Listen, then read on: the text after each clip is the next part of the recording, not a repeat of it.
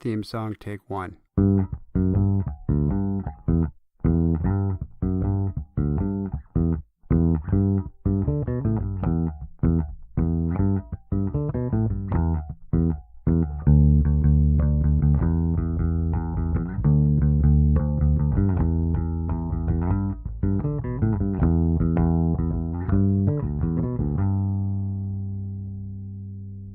I need black caulk.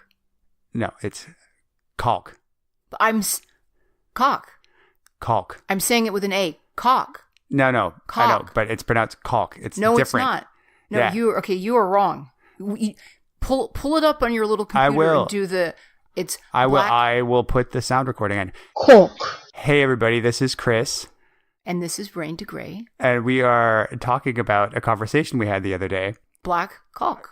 Caulk. Caulk. Because she called me on the phone, and the first thing that I heard when I said hello was, I need black caulk. and I was surprised, and I informed her that I'm sure that we could find somebody to help her out with that. See, you are misunderstanding what I'm saying because my kitchen sink, the caulk on it has become degraded and I need to replace it, and I wanted to do it in black, not white. Caulking. Caulking. And as it turns out, it is incredibly hard to find black caulk for kitchen sinks. And then you went on to tell me the story once I answered the phone and you said, I need black caulk, not caulk. You went on to tell me the story that you went to Home Depot, and let's recount that story for the listeners real quick, shall we? Well, I'm really into home improvement, and I love caulking. It's a very effective way to help tidy up the house, seal up leaks. My kitchen sink has degraded around the side and it's molding, and I came up with the genius idea because my kitchen counter is black, and the white caulking around it has gotten all moldy and gross. So I said, aha, let me replace it with black. So I went on a quest to go find black caulk. And as it turns out, that is harder to find than you might think. You can get off-white, you can get beige, you can get almond, you can get brilliant white, but black, not so much. So I go to Home Depot and I walk in and I find the nearest. You're looking at me funny. You can't see this, but he is looking at me funny right now with this weird. Continue on. Okay. So I walk up to the first lady I see, and who is wearing the orange Home Depot apron, and I inform her that I need black caulk, which I did. And I will be honest, she looked at me a little funny, and I said for kitchen sinks for caulking, and she said aisle 7, and I went to aisle 7, and there is every color of caulk other than black, every shade you can, just no fucking black. So then I found someone else in the aisle that also had the orange apron, and I asked him for black caulk. He did happen to be a black guy. So I don't know if that was awkward. It wasn't awkward for me, and he went and looked it up, and it turns out they don't have any black caulk, so it's actually really hard to find.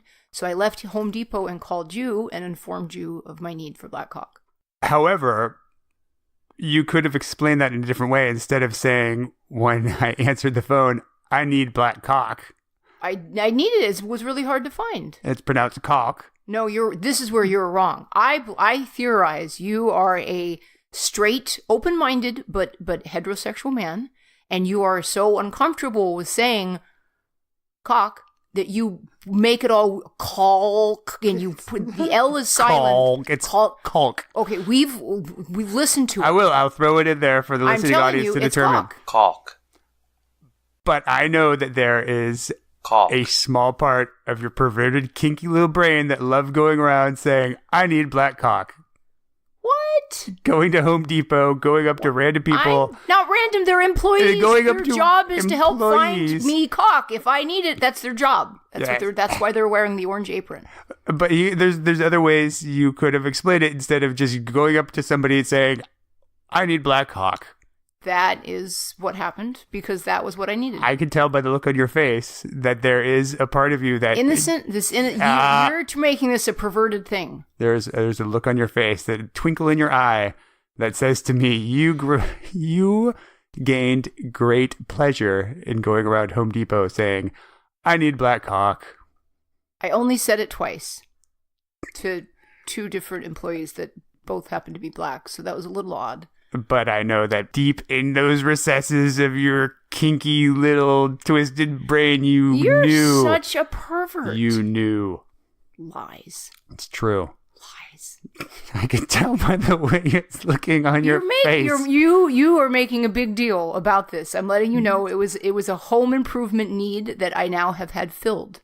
We went to Home Depot and you helped secure a black cock for me, and I'm very appreciative. So your need for black cock has now been filled. It has been deeply filled. Thank you. Sure. Yeah, we got you a big tube of black caulk when we went to Home Depot the other day. You are so I have checked with contractors. This has been an ongoing debate, by the way. I have checked with contractors. They are on my side. I have asked numerous guys, and they pronounce that what they're all fucking with me. I don't think so. It's caulk. You're over accenting the L because it makes you uncomfortable to pronounce it properly. It's a quick L. Caulk. Yeah, you're really stretching out that L. It's Why a silent would they throw a silent L into the word? That's how it's pronounced. It's pronounced different in England, but the American version is caulk. Mm-hmm. Yeah. We'll settle this. I'll play some. Well, please do. Cog. Listeners, we would like to hear your opinions too. Please call in. Cog. Yeah, give us your opinions on black cock. Call in at 614-RDEGREY. That is 614-733-4739. And let us know how you feel about black cock. Yes, and we're also taking other questions. If you have any other questions for the podcast, feel free, give us a call, leave a message. We would love to hear from you. Cock, cock, cock, cock. Cock. Cock. Cock. Cock. If you've been enjoying this podcast so far, this is the moment where I want to reach out to all of our listeners and remind you that this podcast is not possible without your support. If you enjoy what I'm doing, if you enjoy the podcast, if you enjoy the advice column, if you enjoy the articles, go ahead and head on over to raintogray.com. That has everything collected in one handy place. And look me up on Patreon, Rain to Gray on Patreon. I am so grateful for everyone that reaches out and likes what I'm doing and supports me, and I want to thank you from the bottom of my heart. This is made possible by listeners like you. If you enjoy what we're creating, please consider supporting me on Patreon. It makes all the difference. Thank you so much. We're going to be doing a little something different today. A couple days ago, you had a phone interview with the Miss Nina Hartley. The one, the This is only. Nina Hartley, and I give permission to be recorded. And it proved to be a little difficult at first because it turns out that everybody on Skype is named Nina Hartley. There are a ton of Nina Hartleys, and the creepiest thing is it's the same age. They use her photo, and we went to set up the Skype phone interview. We didn't know which one it was. That is actually a commonly used name, and I can't help but believe that all of these fake Nina Hartleys using her photo and age and details on Skype are probably up to somewhat nefarious things. Yeah, so we spent a good half hour messaging random spam Nina Hartleys on Are Skype. you the Nina Hartley? Are you there? Hello? And we were talking to her on the phone, and she kept saying, I'm not getting anything. Where are you? And I said, where are you? And she said, I'm Nina Hartley on Skype. And I said, There's a lot of them. Everybody else seems to be Nina Hartley on Skype as well. But the interview went great, and we aren't going to have anything else for you today. No news bits. Tidbits. No news bits today because Nina basically hijacked the podcast. And That's a strong word. First off, she is a very intelligent, enthusiastic, and verbose lady. Right up my alley. And I knew going in, she's a talker, and she's enthusiastic, and she has a lot to say. So really, we started the interview, and we just kept going. She had so much to say that we actually ran out of time before we ran out of words. We had to wrap the interview because she needed to go and do other things, but we were still mid-conversation. So there will probably be a Nina Hartley part 2. I know she said she wanted to come back on, talk to you some more. You guys had a lovely conversation. which I tried to guide in my best way. And you two kept ignoring me as I was yelling at you from the corner. Yes, this is true. Saying, hey, let's start the interview. But you two couldn't stop chatting long enough to actually start the interview. Okay, well, this is the warm-up. This is foreplay. What do you have against foreplay? When she says we're going for real, I will switch into conversation mode. I'm getting this woman lubricated, okay? Let me lubricate her. My goodness. Woo! True. So this is going to be an editing challenge for me. Thank you very much. You're welcome. You'll hear the finalized version of it. I'm sure you all appreciate it. I will know that a lot of hard work went into polishing up that rambling conversation. Lengthy, rambling, and very, very cheerful conversation that we had. This is great. It's like a tapestry. This is good for your editing skills. You're welcome. Oh, shit. I'm helpful. Yeah. Okay. So give them your spiel, and then we're going to the interview. All right. Well, I would like to say that our next guest needs no introduction, but despite that fact, I'm going to attempt to give her an introduction anyway. She is the one, the only Nina Hartley. Now, why is Nina Hartley a badass? She is a porn actress, a director, an educator, a sex-positive feminist, and an author. This is a very busy woman who does not sleep much. What is interesting, in addition to all of that, she graduated from San Francisco State University. As an undergraduate nursing school, she graduated magna cum laude, and she was a registered nurse. She did actually let her license expire because it turns out as much as she liked helping people via nursing, she liked helping people via orgasms more, which I can totally relate. She has done a number of books, a lot of educational films. She was a board member of the Woodhull Freedom Foundation.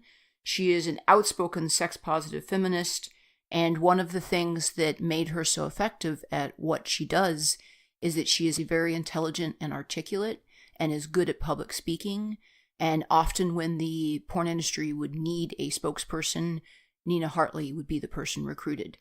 Interesting side note, I don't know how many of you have actually watched Boogie Nights, but if you remember William H. Macy's character, the guy whose wife kept cheating on him all the time, and every time he turned around, she was banging someone. That actress was Nina Hartley. He had the famous line of, my wife has an ass in her cock in the driveway.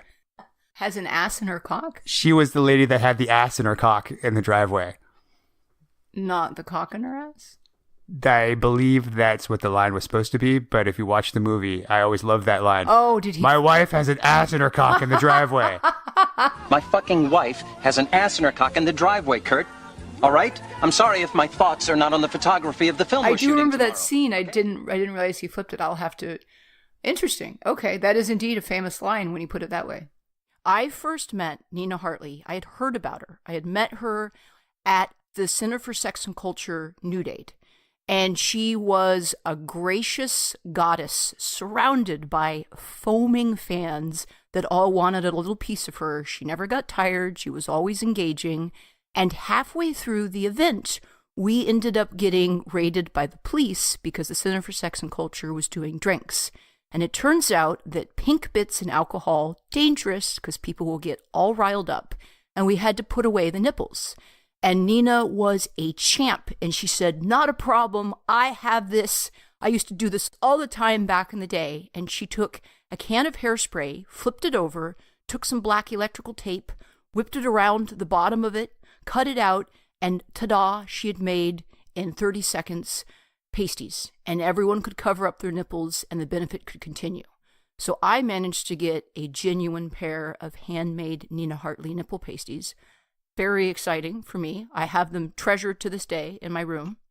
That was my first interaction with this woman.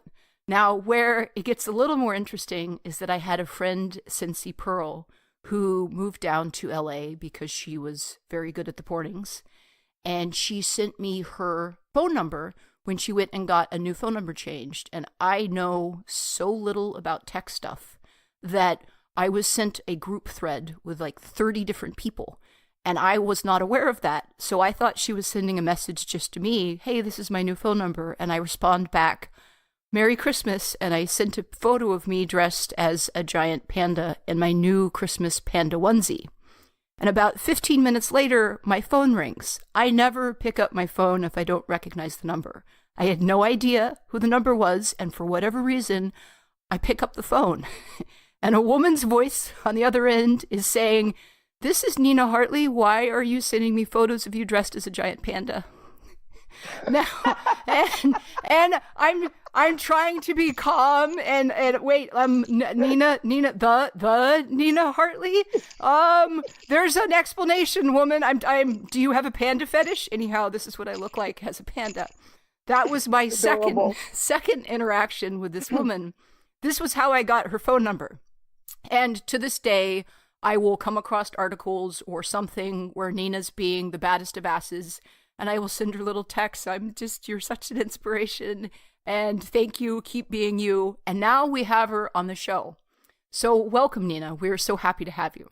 I'm so thrilled to be here. I love these stories because I meet a lot of people, and so I don't always remember. I remember that I've met you, but I don't remember under what circumstances, so I love these stories. And that pasty story, that is a stripper in Richmond, Virginia taught me that trick 25 years ago about the pasties. And it was just like, I love this. But the secret to making tape pasties, you must then cut off a little bit of tape for the inside, sticky side to sticky side, so the end of your nipple doesn't get ripped off when you pull the thing off later. You have to slit it in the center like a pie to make a slit, so it makes a little bit of a cone. Then you must take a little square of tape, another square of tape as big as the end of your nipple, and put it on the tip of the cone on the inside, sticky to sticky, so that the part of the cone that touches the end of your nipple is not itself sticky. Unless you're a masochist and you enjoy some nipple pain. But that's not the way I like my nipples intent, So Ernest, so my wonderful master Ernest, one of the things he told me, and I realized that first, masochists don't enjoy pain, we enjoy intensity. If I stub my toe, it hurts in a bad way, I don't like it. Mm-hmm. A toothache is still a toothache. But when we're excited or when the right person is applying the stimulation, I don't know about you, but the worse it gets, the more I laugh and giggle. Is that what you do? No, I scream and sob and start crying and become an undone, sloppy mess of flesh. I would love to be able to come undone. It's so hard for me to come undone. So I laugh to channel the energy. And they did some brain imaging, and masochists, people who like intensity, we process our intensity through the pleasure centers as opposed to the fear centers. So it's different. So we know masochists are wired differently. We get different emotional benefit from intense stimulation in the right situation. I've found that my craving for intense stimulation isn't just masochism, it's across the board.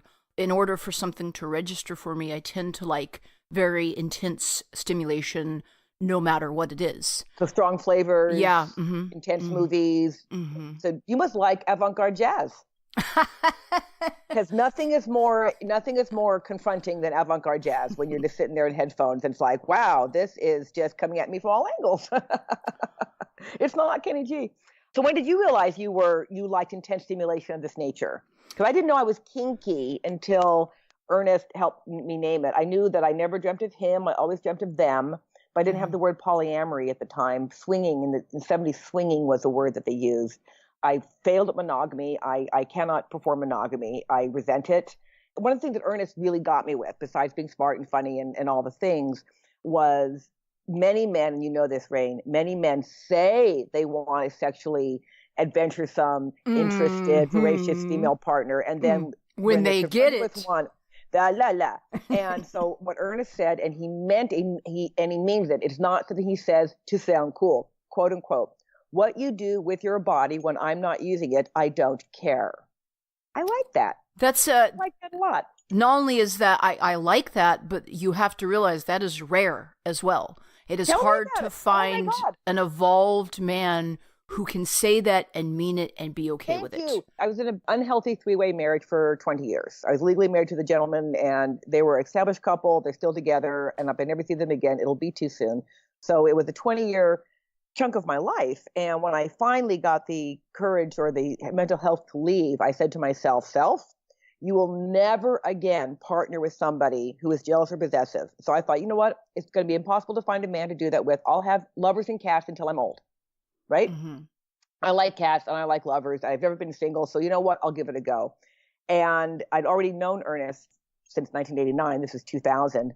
So I met him on a set in 1989, and I'd been in the business 5 years. My then marriage to two other people was already really unhealthy, but I was 11 years away from leaving when I met him because I had a high capacity for suffering, and apparently a very stubborn sense of you need to leave, lady. But that's another story. So I had been making movies for 5 years, loved it, absolutely great. I was here on a mission, not just for naked ladies, but to speak with a feminist lens from practice, not theory. Because at the time, in the mid 80s, all the porn talk mainly was from academic anti-porn feminists influenced by McKinnon and Dworkin and the energetic ancestors of Terry Nation, right? The prohibitionist wing of the feminist movement. So that in the 80s, the porn wars in the 80s resulted in this split in the feminist movement between pro and anti-censorship forces.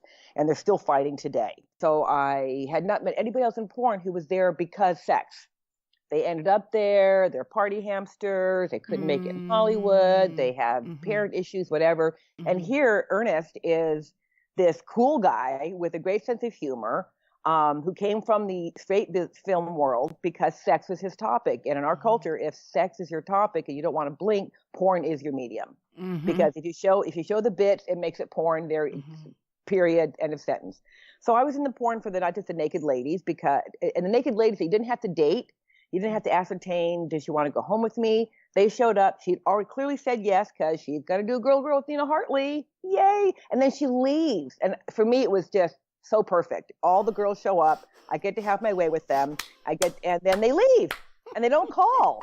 I don't have to dinner with them. I don't have to hear about their cat. It was brilliant. I loved it. And I still do. Girls, really? Girls, where? Girls? Because this is a joke I tell all the time, and you're a cis female, so you understand. Free dick is easy. Fact. You shower, you shave, you go to a bar. Yo, free pussy. You want some? Okay. And off you go. It may not be good dick, but you can get free dick if you're a female person. And probably if you're a male person too, because men. Right. Bless them. But women, especially in the 80s, lesbians were not sleeping with bi women, and lesbians were not sleeping with cis femme women. And while I have the heart of a butch, I present very femme. I have great passing privilege. And so for 35 years, I've been a Trojan horse for queer culture. And finally, in the last 5 years, queer culture has finally started to invade mainstream porn in a meaningful way. And okay, full disclosure, Ernest was my affair partner from 1991 to 1992. And then I broke up with him instead of breaking up with them because I had 8 more years of suffering to live through and learn from. Yay! Don't be stubborn, ladies. Leave if you're unhappy. So by the time I left the marriage, I knew Ernest and I knew how good the sex was. So it turns out that he is, probably like your dad, not jealous or possessive. And he needs to be in control when we're playing. Because that's the dynamic. It's like, okay. And so I'm polymorphically perverse. Interesting sex, sign me up. And so while I'm not by nature submissive, one of my facets, one of my fractals is clearly sub-femme, or Ernest wouldn't be attracted to me at all. So he was a man who's fully, so I like your daddy, Ernest was fully, a fully mature dominant when I got with him. He'd gone through all the shame, all the weirdness, all the guilt, and just realized what everybody wants in sex is for me to be my bad self. She wants it, I want it, so I'm going to have it. And so that's what probably makes your daddy good too. He has no shame in his game. And so, yay. Indeed, it is a delight as a strong, confident, fiercely feminist female. You hear men all the time, they think they can hang until the reality of it, until it actually comes to hanging, and they can't. They freak out, they panic. And I have had so many friends and acquaintances in the industry where they get into a relationship and the person knew what your job was going, but now that we're together, I don't want you to, or they start doing restrictions on the shoots, limiting. Oh my God. Yeah. Oh my God. It goes back to the 80s. The time. So back in the 80s when you had snail mail, so a fan really had to be a fan to find a girl because we didn't have fan clubs very often. You had to travel to a convention. It took forever to finally get a paper letter to a star. And time and again, these women would be in the business. They start dating, and then she stops doing boy girl, and then she stops doing it, and then she ends up quitting and marrying. I mean, I don't know what they do. And to this day, you can still find people, oh, and he doesn't want me to do boy girl. Well, is he going to pay you $5,000 a month to take over the 5 boy girls you're giving up? Exactly. If you're going to be putting shoot restrictions, then you need to be putting money in my pocket to compensate for the money you have taken away with your restrictions. Thank you. And then I want to tell the girl, what's your problem? But then again, so you and I are non-traditional emotionally. So we are non-monogamous people. Correct. Many people in the business, many people making porn that's work. And for their relationship, they want traditional monogamy. Porn should be just for, swingers and queers and sex people. But lots of people make porn who are using their sexuality to make money, but they're not engaged with it. And of course, you and I both know that eventually harms their spirit and it's not good for them. They have a right to do it. I get it, whatever. But more people than you would expect who make porn are not themselves actually sexually boundary pushing people. Like you, I've never been monogamous from day one. Even in when I was a teenager, I was acting in non-monogamous ways, not cheating, but my sexuality is not wired towards monogamy. It's just not. No, never. My sister, 100% quote unquote a normie. She's completely a normie, and she's my full blood sister. And I'm like, why? Where's it written?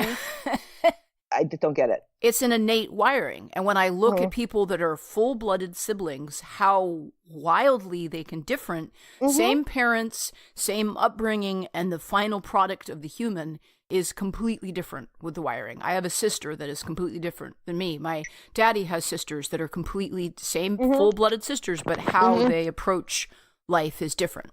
Yes, it's the same parents, but the parents are in different stages of their development, economically, emotionally, marriage-wise. You are the first, second, third. I'm the youngest of 4. I was an afterthought. So yes, it's the same parents, but you didn't get the same parenting. True. What if I've been the non-monogamous odd one, but was firstborn, right? My brother is 67. I would have had so much fun in the 60s and 70s. Girl, what? Hey. But I was a kid, right? And I might have found my way to porn in the 70s, but that wasn't as nice a world as it is now, although would have been co-workers with Annie Sprinkle and Kay Parker and all those. So it just would have been different. And would I have even gotten to porn? So all those parallel universes where if one thing in my life was different, I would have pinged over here instead of ponged over there. But I find that it's a fascinating. I love the concept of parallel universes is one that you, me, and Chris discuss a lot. And oh my gosh, I'm all over it. In the parallel universe that doesn't exist, my parents would have been some kind of threesome with my dad as the beta romantic partner and some really strong butch as the other partner, and my mom in the middle. That is a parallel universe. Or a parallel universe, my dad he never acted on his bisexual tendency, but he did tell someone years ago that if this young man had been around when he was courting my mother, that he would have given my mother one for the money. Wow. But so my parents were too old to be non-traditional, but my mother's sister was full on bull dyke lesbian was her partner for 55 years. And at family functions, there was Marge and Eleanor, and then her husband, my uncle Laurent, and his girlfriend Miriam, and no one ever said a word. Huh. They never divorced, but I'm sure they stopped sleeping together after the last kid was born because my aunt was basically gay and my uncle wasn't. So it's in the family, and I have some gay cousins and I have an SM cousin, so it's there. I have a niece who is fully kinky like me, 100% kinky like me, poly, pan, bi, the whole bit.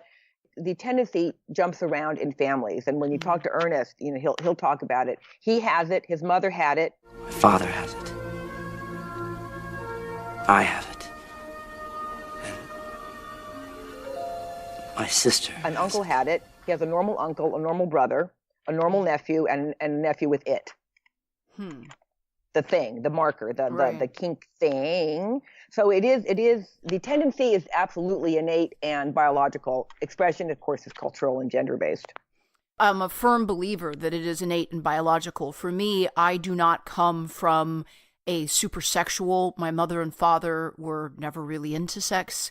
They were hippies in a commune, and celibacy was the order of the day.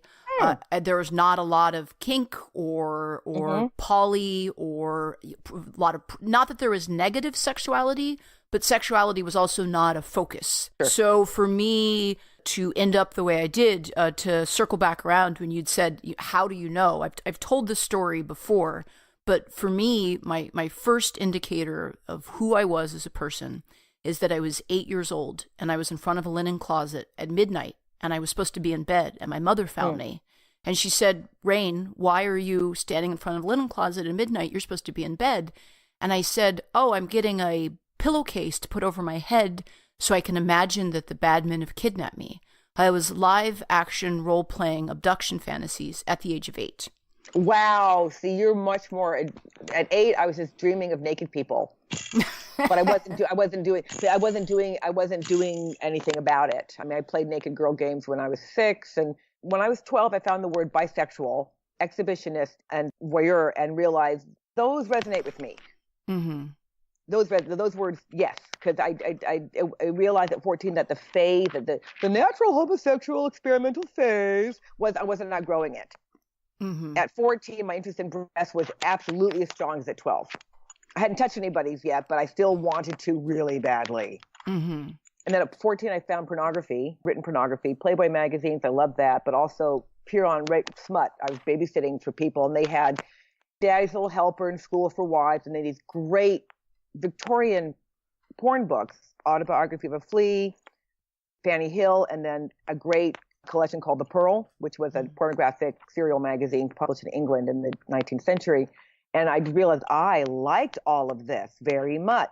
And then, of course, The Joy of Sex and all the thing. I was probably easily 10 years older than you, if not older, maybe even 20. I'm not sure. If I'd had a girlfriend at the time who was a little more bold than I was, we would have definitely been getting into orgies at 15 and 16 years old. Because if I had someone to go with to try to get there, I would absolutely have. I wasn't interested in intercourse for myself, but I was interested in being around people fucking and helping them. And what does it do? Where does it go? What happens when a man crosses his legs? What happens when he bends over? I'd never seen a grown naked man bending over. I mean, I just wanted, for me, the more I knew, the longer it took me to have sex for real. Because I had to be able to, what did I think about it? What is it? Huh? What? I didn't date in high school. I barely made out in high school, but in my brain, if I knew then what I know now, I would have been a hand job queen starting in 10th grade. If I had known that I could have laid out the deal. Look, topless hand job or nothing, what is it? Every boy would have taken the topless hand job. If only I had known. I was a big believer in blowjobs because I viewed them as essentially a handshake with my mouth. Plus, I love that. That's great. Plus, mouths don't get pregnant. There you go. I love blowjobs to this day. I mean, I love cunnilingus to death, but blowjobs are so much fun. I just adore fellatio in every way. Well, they're like an adult pacifier. Totally. Especially with the foreskin. Oh my God, uncut men. Love it so much. Someone is pointing at their dick right now and looking pleased. Oh, good. Well, one day when I get back to San Francisco, we'll have to see if Daddy will take a double blowjob. I don't know. I mean, here I am offering myself to your daddy. I don't even know if you have that agreement. He's bright red and blushing. He's so cute. You are not the first person that has offered that when you get into the industry, they turns out that we are a friendly bunch. Isn't that right? It is. Oh, I find it so, absolutely.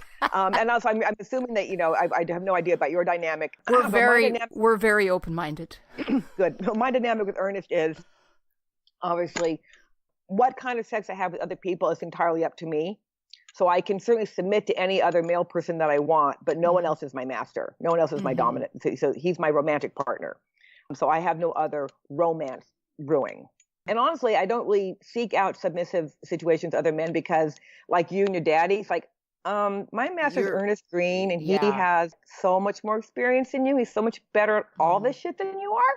The only time, but he does farm me out. If I really want to get tied up, Ernest doesn't do rope because for a long time, he permanently damaged himself being a professional rope rigger in the 90s. So we don't do rope. How did he damage himself? What happened? For 7 years, he worked for a company called HOM, and they put out magazines. I'm familiar with them, yeah. Dirty stories. And so anytime you see that dragon glove, that's Ernest.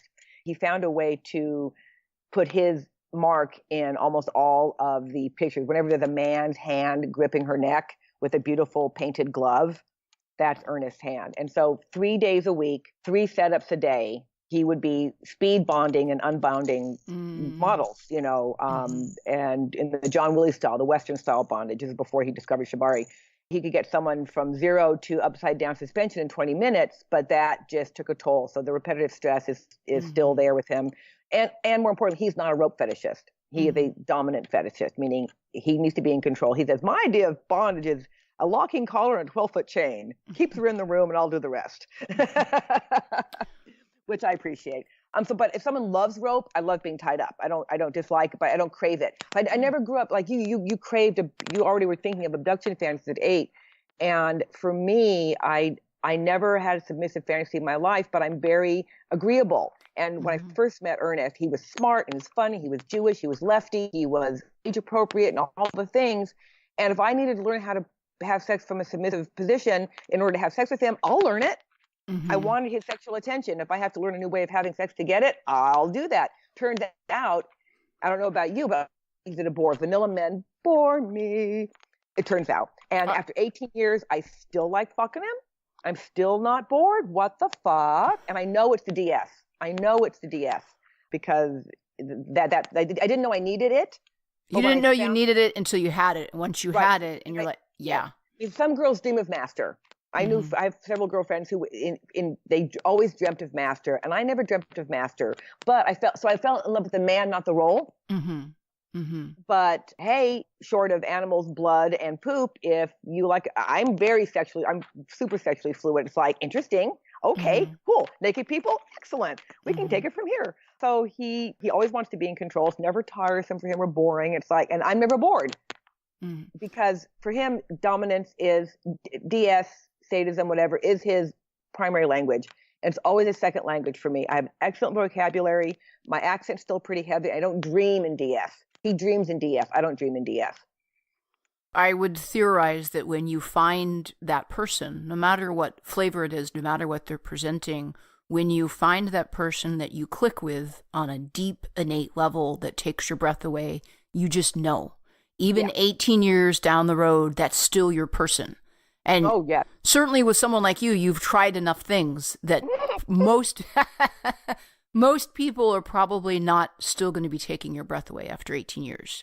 It takes a certain specific set of skills and abilities to be able to captivate your attention. And that's rare for all of us, not just for Nina Hartley. And plus smarts. I mean, you're smart. So I could not be submissive to a person I did not think had more IQ points than I do. One of my hugest requirement is intelligence. Big brain. I like a big brain and a normal dick.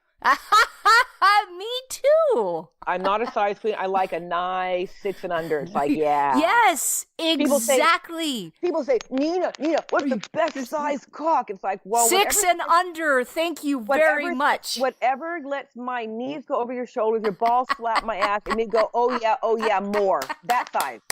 That is exactly the size. I talk about this all the time.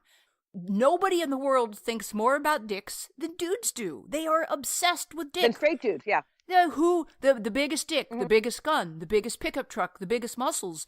And men think that women are obsessed with huge dick. Here's my thought. I have worked with big dick on camera. I don't want to have to climb that mountain every single day. No, thank you. I am a 3-hole slut. I want all of my holes vigorously used for hours.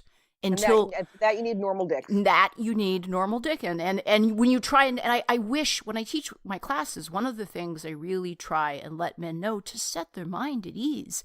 There are 5 loudmouthed size queens running around, ruining it for the rest of us, making these poor men self-conscious. The average size of a male's dick is around 5 to 5.5 inches. That's normal. That's normal. Nice. Yeah, I've done articles, I've done research on it, and you have 7, 8, 9-inch dudes running around. I have never turned down a man for having a dick too small. Never once. Right. Nope. I have had dudes drop their pants, not on camera, obviously, because that's the job, but off camera, I've had dudes drop their pants, and I have said, no, thank you, I'm passing on it, and they understand because they've been turned down before. There's actually a new device that is just coming out. I believe it's called the O-Nut. It is a device because for so long, women just think, okay, pain is part of what can happen with having penetrative sex. I should send you the link to it. I'm actually gonna. Please do. So it's a little soft device that goes at the base of the dicks to make sure that Oh, bumper. Yeah, a bumper. It's a dick bumper. I've been using dick bumpers on my dildos all for years. So yeah, please send it. It's a great idea because I understand the penetrator's desire to feel the pelvis hit the body of the penetratee, because that's a full stroke for them. And so and I like it too. I want to be slammed. I want to feel all that yang energy. Come on, yeah. But for me not to scream in pain, you have to, the yang energy has to be pushed out through something less than 6 inches. Amen. Preach it. But now for cock worship on camera, the bigger ones are just so beautiful and impressive. It's beautiful and impressive, and I would counter. It's visual. Appealing. It's visual. It's visually appealing. But so for me, I want a size. So also, I mean, I obviously, we have rape fantasies, and I love the idea of being woken up, getting fucked. And I want that means your dick needs to be of a size that when it's hard, a little lube and it'll fit in, and I'll get there right away. If your dick is past a certain size, then I have to be all the way turned on before I can even start fucking you. And it takes me for fucking ever to get all the way turned on. It's so for me, sizes. I tell people there's daily dick and special occasion cock. Yes. And the difference is 6 inches, and that's it. And then youth pricing is a lot too. It really breaks my heart. And porn does it because porn is a cartoon. Right. Porn is live action cartoons for adults. Most people don't recognize that. And so they think all the female pleasure is real, and they think that size of dick is what women want because we have such a bad sex education system in our culture. No one tells these young people the difference between fantasy and actual. Your real mileage may vary. And so many times I've been with fans, and the first thing they do is either they talk themselves out of an erection, which is always sad, or they apologize for their penis.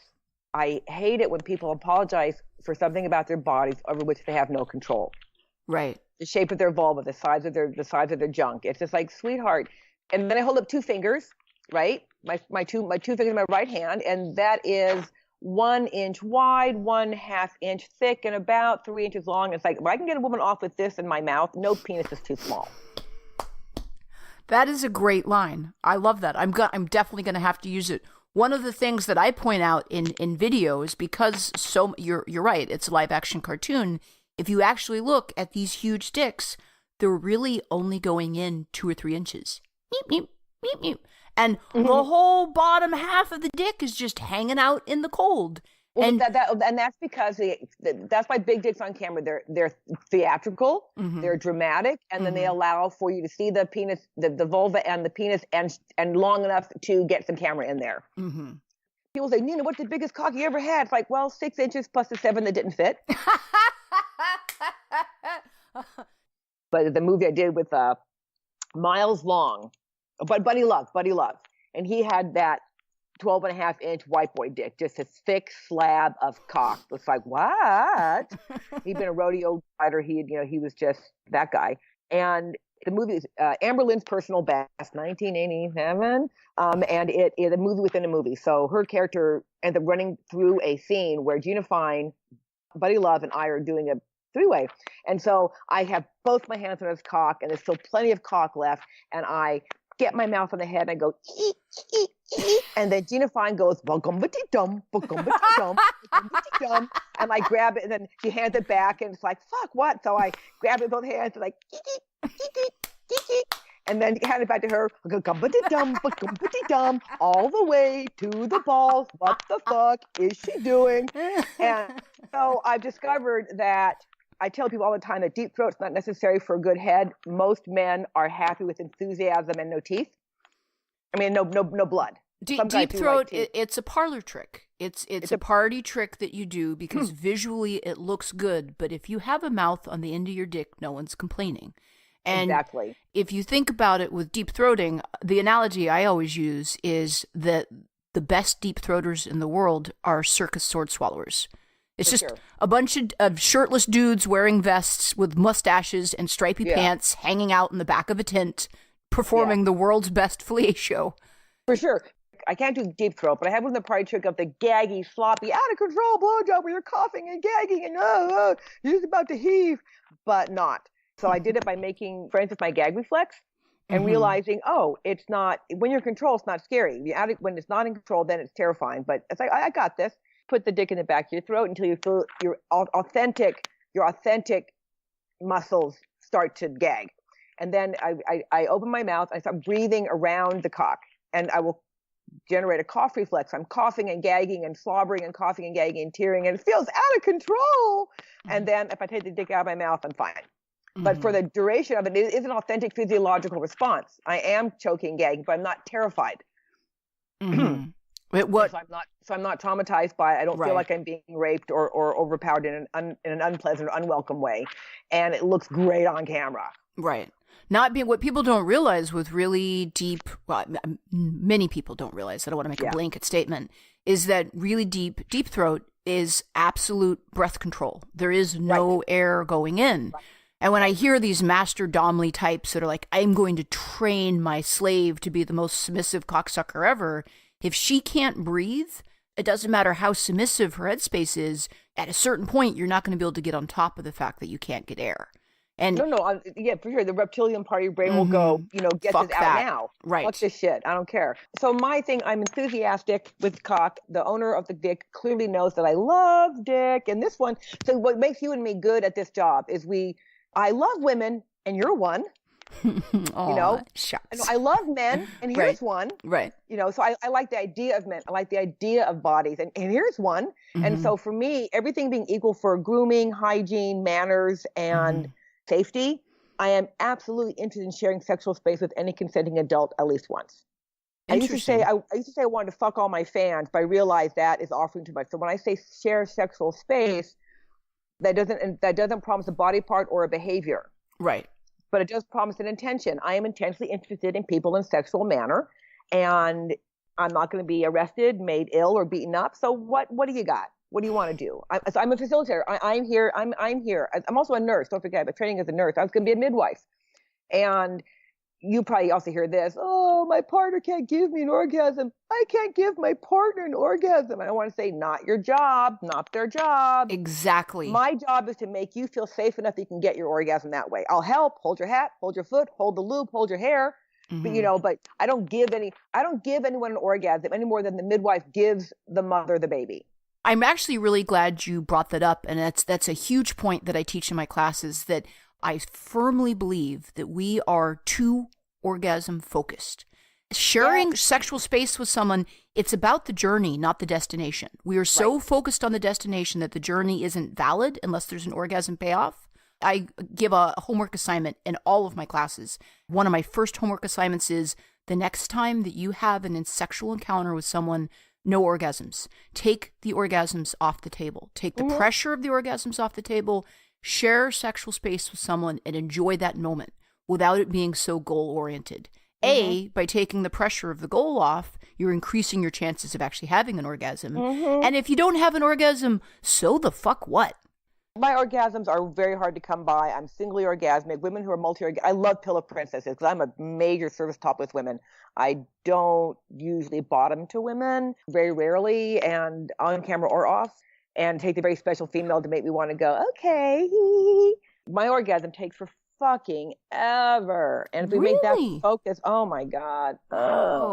So can I elaborate? I'm a little curious about that, because not only am I multi-orgasmic, but I can generally have I can generally have an orgasm in about 30 seconds, and I can have around 50 orgasms a day if I put You're like my ex-girlfriend. You're just like my ex-girlfriend, although she was basically vanilla and a cockhound. Oh my God, she was a lot of fun, but it's like, and so this is when I would meet with people like you at a swing party. I'd feel so good to give her 3 or 4, and then I'd see somebody else and realize, oh, it's her. I was feeling all that. I'm feeling so good. I'm all that, and a bag of chips too. And no, you're not. And I tried for years to become multi-orgasmic. I thought, okay, the Betty Dotson method. Got her book, and back when I was 16, 17, and was masturbating. And for me, sex has always been from the head down. It's very rarely been from the vulva up. My vulva never said, go out and feed me. It never told me that. So sex was always a mental game for me. So I worked on expanding my pleasure and get rid of my shame, la la la la la la la la la. And I learned how to make my one orgasm bigger, longer, stronger, deeper, more satisfying. I could play with the energy, but one. So once you've had it, you're done. What's your refractory period? My refractory period can be up to a week in terms of when I need it again. But once I'm done, then my hands and my mouth are still available. Huh. I'm totally down to help, to put on a strap on and fuck somebody, but once I have an orgasm, my vulva really doesn't need any more attention for at least a day. So if I let lust tell me when to masturbate, it would maybe be weekly, maybe. Wow. In terms of my vulva going, I fucking need some attention. You pay attention to me right now. But I'm always interested in sex. And for me, sex is I want to, quote unquote, have it when another person is in the room with me who's interested. And if another person is not in the room, I like books a lot. I love you. So, books are where it's at, and think about brains and all the human animal. And that's the nurse in me. Sure. And then of course I always felt like an alien. I don't want the things that other people want. Mm-hmm. What is going on here? I tell people I'm not a girl, but I play one on TV. Mm-hmm. I definitely feel like an alien. And it turns out that in this culture, in this time and place, an alien has taken the shape of a quote unquote pretty girl. Mm-hmm. Mm-hmm. Has a kind of access and abilities and powers that other shapes of people don't have. Mm-hmm. But I feel like Spock, and so I'm always interested in the mating habits of humans. It's so fascinating to me. I've been so Spockian. I think about sex totally as Spockian. Oh my God. I aspire to be a Vulcan, but I have Romulan tendencies. So my. You are a fun switch. I might be able to switch with you. That'd be really awesome. I have a one playmate now that we're in the heavy flirt stage, and we haven't really done much yet, but it's super awesome fun. And we're almost exactly the same size and height. Mm-hmm. So switching with her is going to be so much fun. She's younger, but we're about the same strength, I think. Mm-hmm. But she's got more testosterone because she's 20 years younger than 25 years younger than me. I always felt that I was given a little extra testosterone, and I'm tall, I have big hands, I have a deep voice, I have a high sex drive. I've had people that have tried to slam me and, you must be, a TS or something. Which that's not an insult. That's not an insult, but I feel that the extra testosterone I was given was a benefit to me. And when I look at how sprawly and full of emotion and irrational and women can be, I'm like, let's just fuck. Like, let's just do. Oh my God, I'm just like a gay guy. It's like, okay, I'm here for the hand job. For me, a hand job is as good as a handshake. Just, a glory hole. Just stick it through the hole. Right. Let me have my fun with it. I'll give it back to you in better than original condition. But stop talking. Right. Stop talking. So, yes. And I love femmes, but femmes can be crazy. Mm-hmm. Oh my God, one of our most amazing she got the extra estrogen, and she ended up having to go because she was batshit. But while she was here, mad great fuck. Unbelievably great fuck. But the fuck wasn't, as Ernest likes to say, as long as the ratio orgasms to hysterical phone calls is 4-1, you're okay. As soon as the ratio becomes 1-4, you gotta go. I am afraid that I have almost a zero tolerance policy on hysterical phone calls. We're there now, but when he was younger, he had a little more tolerance. Now he has me. He has zero tolerance, and I have zero. If you feel jealous, I don't want to hear about it because that is a hard limit. I don't know. No, you not get to tell me anything about what to do with my body when I'm not with you. That's just whatever. I don't. Nope. Well, you don't get to do that. I've found by having really strong, healthy boundaries that you end up surrounded by people that respect those strong, healthy boundaries. Right. If you have a zero drama tolerance policy, you're going to attract people to your life, and the people that want to be crazy wingnut's full of drama, they'll go somewhere else because there isn't space for them in your life. We do the same thing. No, back when we could talk for hours on this. And we'll have to do this again. There's so much more that I want to discuss, but alas, time is our enemy. This was even more fun than I expected. And I knew it was going to be fun. Thank you so much for joining us. Is there anything that you would like to promote or pitch before we call a wrap for today? Well, thank you. I'm on Twitter a lot. My handle is Nina Land, like Disneyland, only Nina Land. And my not safe for work is nina.com. And you can find me on Clips for Sale and many vids. Excellent. Thank you so much. It was a pleasure talking to you, and I'm sure we'll do it again. Fantastic. It's wonderful talking to you. Finally, you have a great day. Take care. Bye. Bye-bye. Oh my God, that was a blast. I knew that Nina was a talker. I did not anticipate that we would run out of time before we ran out of things to say. One of the things that I didn't actually anticipate that was a little surprising to me, because Nina is such a badass, dedicated feminist, she is deeply involved in a fairly committed DS master-slave dynamic. And I don't know if you caught it in the interview, she was mentioning about collars and cuffs. Any of you out there that are in the lifestyle are aware of eternity collars and cuffs. People will be collared, but they can also have shackles, metal eternity shackles, bands on their wrists and occasionally on their ankles. And throughout the course of their interview, I was hearing some jingling. I am theorizing that she is cuffed at her house, because the metallic jangling I was hearing while she was talking when she was moving her hands sounded less like jewelry bracelets and more like cuffs. I didn't want to ask her. I don't want to be presumptuous and say what people are wearing, but if any of you hear jingling, it's because we suspect that she is collared and cuffed while at her house. Again, if you want to call in and leave some questions for future podcasts, we can be reached at 614-733-4739 or 614-RD-GRAY. The podcast can also be found on iTunes, Google Play Music, Stitcher, Spreaker, TuneIn Radio, and iHeartRadio. Please, if you like what we're doing, follow and rate it. Thank you so much. Thanks so much, and we will talk to you next time. Keep it kinky, my friends. Bye.